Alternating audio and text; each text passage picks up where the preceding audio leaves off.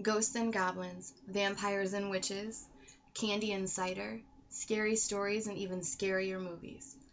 Halloween is most commonly seen as a holiday for children to gather candy, but today I'm going to talk to you about the real origins of Halloween and how it changed from a harvest celebration into the holiday that we know today. This day can be traced back nearly 2,000 years to the pre-Christian Celtic festival of Samhain. It was during this time that the Celtic people believed that the souls of the dead could walk among the living. This was also the day that the souls traveled to the other world. So the Celtic people lit bonfires in order to aid them in their journey, to honor them, and to keep them away from the living.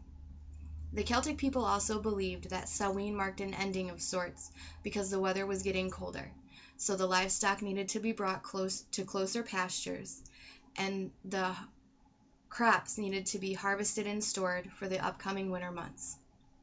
So now that we know some of the early origins of Halloween, let's talk about how religion played a role in this holiday. Halloween began to change into what we recognize today when Christian missionaries tried to change the pagan beliefs. Pope Gregory I issued an edict concerning these beliefs. He said rather than condemn their customs, they should use them in the new religion.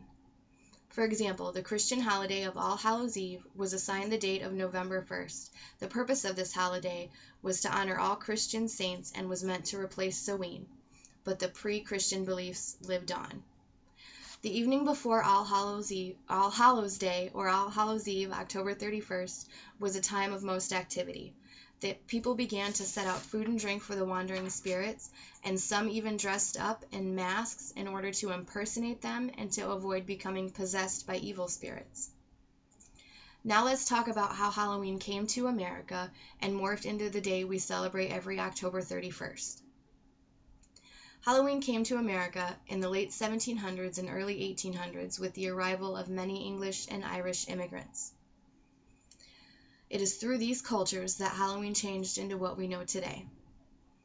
During the Irish potato famine, millions of Irish immigrants fled to America to try to make a better life, but this was still a time of great poverty and hunger. The Irish people would dress up and go door to door to ask their neighbors for food, and thus began the trick-or-treat tradition.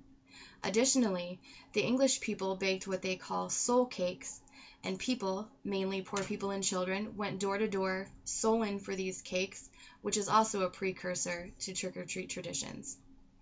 The Irish people also carved pumpkins, potatoes, and turnips and set them outside their door with candles in it to ward off any evil spirits.